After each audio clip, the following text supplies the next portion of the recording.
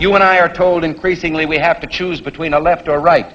Well, I'd like to suggest there is no such thing as a left or right. There's only an up or down.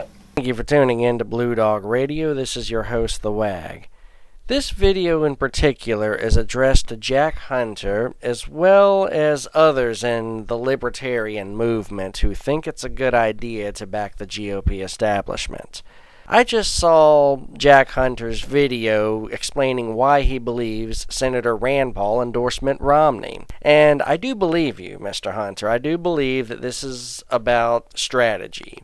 You're hoping that your movement can swell within the ranks of the Republican Party and that you can ultimately change policy that way. I believe your intentions, but I think it's a terrible mistake in judgment. Let me explain why. From the moment I saw the Tea Party rise, I knew that their ideas could impact the country, but only if both parties have to listen to them. If you fall in line with the GOP, which is exactly what they want you to do, and by the way, it's also what the left-wing establishment and the Democratic Party wants you to do. They want the polarization. If you fall into line, the GOP establishment will take you for granted. You're nothing but their grunts. You're people that they can get all mobilized. Yeah, you'll try to swell within their ranks, but ultimately you'll be like, you'll do your job and go out and vote the way they want you to. They don't have to give you anything if they can count on you at the polls. But if you show that issues are more important to you than parties, and you show a willingness to work with anyone in Congress, regardless of party affiliation, they will start trying to compromise with you just like with the other side. They'll hate you for it, but they will talk to you. For quite a while, the very small Blue Dog coalition that I support has been successful, at least in getting things done because of that. Their numbers are small, but because they will go either way, because we don't have an undying loyalty to the Democratic Party, both parties have to talk to us.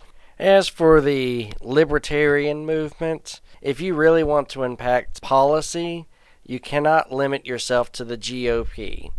The one policy that they will absolutely not listen to you on at all is war, because they love war above all else. Jack Hunter, I am sure you have studied the history of neocons. You've watched them flip-flop on just about every issue except that one. That's the one constant with the neocons. It's why they exist. If you support the GOP establishment, yes, you'll have some kind of voice within the party, but your voice will not prevail. And the Democratic Party won't even pay attention to you because you're locked into the GOP. Your only hope for impacting strategy is to put principles before party. And lastly, even if Senator Paul does rise to be a presidential contender in 2016, if this is your strategy, he won't win for two reasons. Number one, the neocons will not back a man who's not as hateful and warmongering as they are.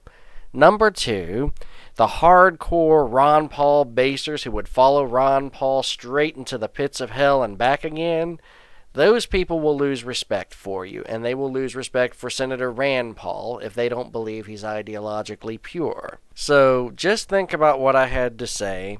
Keep pushing your cause. I love what you're fighting for. I think this strategy is a mistake.